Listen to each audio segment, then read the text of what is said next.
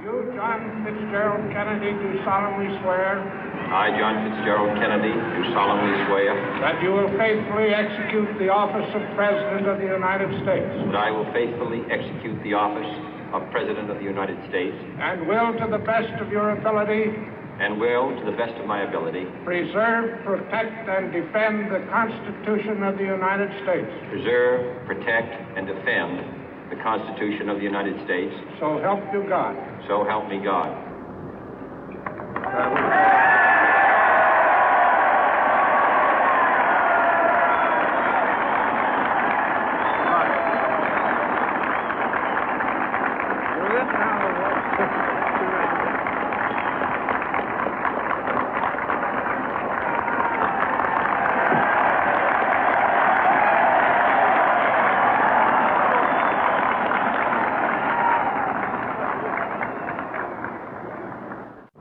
Vice President Johnson, Mr. Speaker, Mr. Chief Justice, President Eisenhower, Vice President Nixon, President Truman, Reverend clergy, fellow citizens.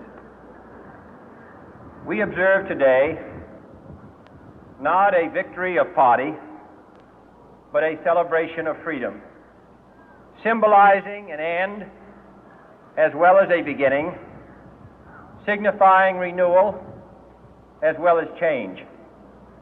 For I have sworn before you and Almighty God the same solemn oath our forebears prescribed nearly a century and 3/4 ago. The world is very different now, for man holds in his mortal hands the power to abolish all forms of human poverty and all forms of human life. And yet the same revolutionary beliefs for which our forebears fought are still at issue around the globe. The belief that the rights of man come not from the generosity of the state, but from the hand of God. We dare not forget today that we are the heirs of that first revolution. Let the word go forth from this time and place to friend and foe alike that the torch has been passed to a new generation of Americans born in this century, tempered by war, disciplined by a hard and bitter peace, proud of our ancient heritage, and unwilling to witness or permit the slow undoing of those human rights to which this nation has always been committed and to which we are committed today at home and around the world.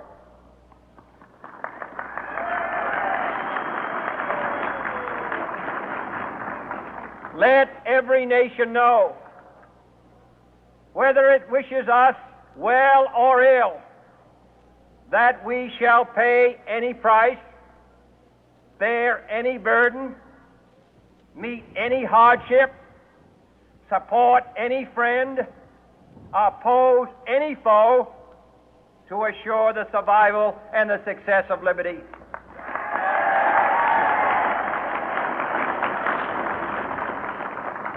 This much we pledge and more. To those old allies whose cultural and spiritual origins we share, we pledge the loyalty of faithful friends. United, there is little we cannot do in a host of cooperative ventures. Divided, there is little we can do, for we dare not meet a powerful challenge at odds and split asunder. To those new states whom we welcome to the ranks of the free, we pledge our word that one form of colonial control shall not have passed away, merely to be replaced by a far more iron tyranny. We shall not always expect to find them supporting our view, but we shall always hope to find them strongly supporting their own freedom, and to remember that in the past, those who foolishly sought power by riding the back of the tiger ended up inside.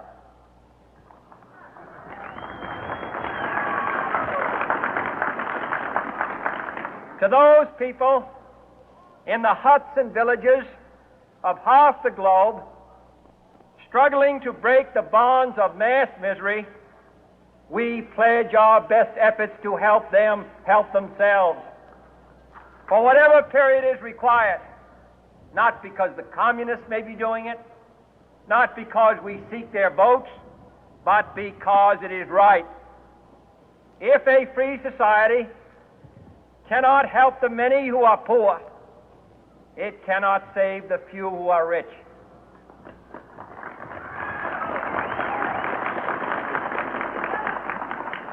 To our sister republics south of our border, we offer a special pledge to convert our good words into good deeds, in a new alliance for progress, to assist free men and free governments in casting off the chains of poverty. But this peaceful revolution of hope cannot become the prey of hostile powers. Let all our neighbors know that we shall join with them to oppose aggression or subversion anywhere in the Americas.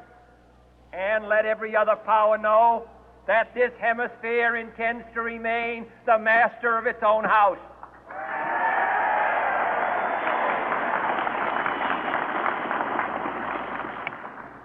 To that World Assembly of Sovereign States, the United Nations, our last best hope, in an age where the instruments of war have far outpaced the instruments of peace, we renew our pledge of support to prevent it from becoming merely a forum for invective, to strengthen its shield of the new and the weak, and to enlarge the area in which its writ may run.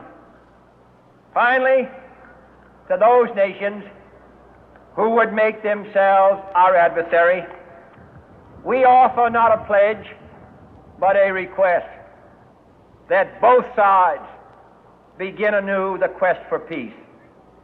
Before the dark powers of destruction, unleashed by science, engulf all humanity in planned or accidental self-destruction, we dare not tempt them with weakness, for only when our arms are sufficient beyond doubt can we be certain beyond doubt that they will never be employed. But neither can two great and powerful groups of nations take comfort from our present course, both sides overburdened by the cost of modern weapons, both rightly alarmed by the steady spread of the deadly atom, yet both racing to alter that uncertain balance of terror that stays the hand of mankind's final war. So let us begin anew, remembering on both sides that civility is not a sign of weakness, and sincerity is always subject to proof. Let us never negotiate out of fear, but let us never fear to negotiate.